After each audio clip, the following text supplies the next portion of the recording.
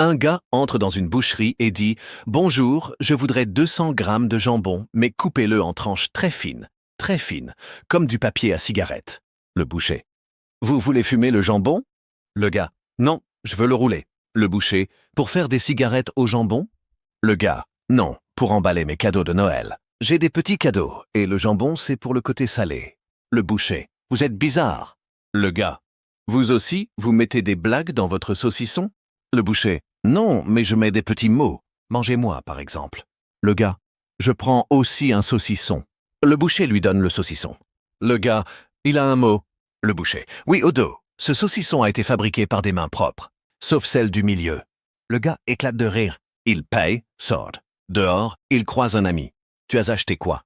Le gars. « Du jambon et un saucisson avec une blague. » L'ami. « Moi, j'ai acheté du fromage qui raconte des histoires. » Le gars. « Du fromage qui raconte des histoires. » L'ami. « Oui, du camembert. Il a une croûte qui parle. » Le gars. « Tu es fou. » L'ami. « Écoute, je suis un camembert, je viens de Normandie et j'ai peur du couteau. » Le gars. « C'est nul. » L'ami. « C'est toi qui es nul avec ton jambon à cigarette. » Ils vont boire un verre. Le barman leur sert 2 bières. La bière de l'ami est plate. L'ami. « Elle est plate comme une blague de boucher. » Le barman. « C'est une bière sans alcool, elle est déprimée. » Tout le monde rit. Fin. Une femme dit à son mari, « Chérie, je crois que notre maison est hantée. » Le mari. « Pourquoi ?»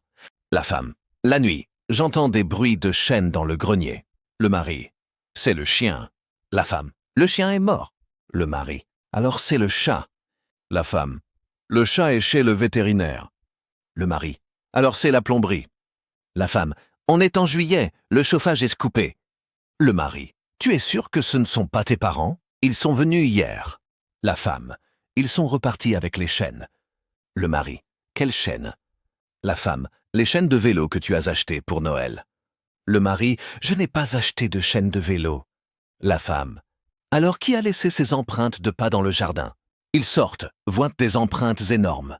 Le mari. « C'est un ours. » La femme. « On est en ville. » Le mari. « C'est un ours échappé du zoo. » La femme. « Le zoo n'a pas d'ours. » Soudain, un bruit de chaîne retentit. Ils lèvent la tête. Leur voisin est sur le toit en train de tirer une vieille remorque. Le voisin. « Désolé, je répare mon antenne. » Les chaînes, c'est pour descendre la télé. Le mari. « Pourquoi vous faites ça à 3 heures du matin ?» Le voisin. « Parce que c'est l'heure des fantômes. » La femme s'évanouit. Le mari attrape un seau d'eau, l'envoie sur le voisin. Le voisin tombe du toit, atterrit dans un buisson. Il dit « J'ai voulu faire une blague, mais c'est moi qui suis trempé. » Le mari l'aide à se relever. La femme reprend connaissance. Tout le monde rit. Morale. Ne faites pas de blagues de fantômes à vos voisins. Ils pourraient avoir un seau d'eau. Un professeur de sport demande à ses élèves de faire des pompes. Le petit Pierre dit « Monsieur, je ne peux pas. J'ai un problème de motivation. » Le prof. « Fais 10 pompes et je te motive. » Pierre. « D'accord. » Il fait une pompe, puis s'arrête. Le prof. Continue. Pierre. « Non, j'ai mal au bras. » Le prof. « À quel bras ?» Pierre. « À celui qui touche le sol. » Le prof. « Change de bras. » Pierre. « Je ne peux pas. L'autre est en plastique. » Le prof. « T'as un bras en plastique ?» Pierre. « Oui, je suis né avec. C'est une prothèse. » Le prof. « Alors fais des pompes sur un seul bras. » Pierre. « Je ne peux pas. L'autre est en plastique. Il va casser. » Le prof. « Bon, assieds-toi. » Pierre s'assoit, sort une banane de sa poche. Le prof. « Tu manges une banane en cours ?» Pierre. « C'est pour les crampes. » Le prof. « Tu as des crampes ?» Pierre. « Non, mais la banane, oui. Elle s'appelle Crampette. » Le prof. « Tu te moques de moi ?» Pierre. « Non, je fais des blagues pour détendre l'atmosphère. Vous êtes trop sérieux. » Le prof. « Fais 50 abdos. » Pierre. « Je ne peux pas, j'ai un ventre en plastique. » Le prof. « Ton ventre en plastique ?» Pierre. « Oui, c'est une ceinture abdominale. Je l'ai achetée sur Internet. Elle me donne des tablettes de chocolat. » Le prof. « Tu es un menteur. » Pierre. « Non, regardez. » Il soulève son t-shirt, montre une vraie tablette de chocolat collée sur son ventre. Le prof éclate de rire. « Rentre chez toi, Pierre. » Pierre. « Je ne peux pas, j'ai les jambes en plastique aussi. » Le prof. « Alors roule. » Pierre sort en roulant par terre. Toute la classe le regarde, hilar. C'était une blague de 2 minutes, et Pierre est devenu le roi de la récré. Un homme va au marché et voit un vendeur de melons. Le vendeur crie « Melon, melon, 2 € le kilo. » L'homme s'approche. « Ils sont sucrés ?» Le vendeur. « Comme le miel. » L'homme. « Je prends un melon. » Le vendeur le pèse. 1,5 kg, 3 euros. L'homme paye. En partant, il croque un morceau. C'est dégueulasse, c'est pas sucré du tout. Il retourne au vendeur. Vous m'avez menti. Le vendeur. Non, c'est vous qui avez mal compris. J'ai dit comme le miel, dans le sens il ressemble au miel. Mais le miel, c'est jaune, le melon, c'est vert. La couleur, pas le goût.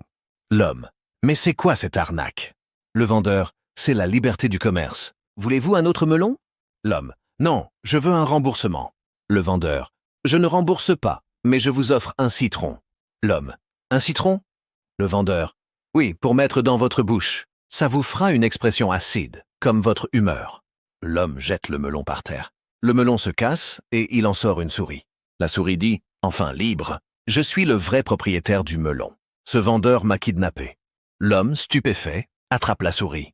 Le vendeur, rendez-moi ma souris. C'est mon associé.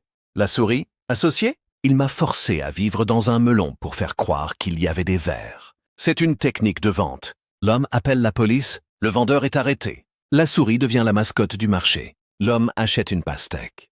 Elle est délicieuse. Morale, méfiez-vous des melons, ils cachent parfois des souris.